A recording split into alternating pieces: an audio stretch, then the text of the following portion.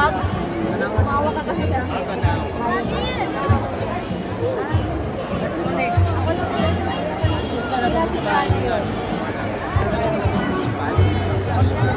Pabalik sa akin. Pero pagtabi tayo, kailangan may visa.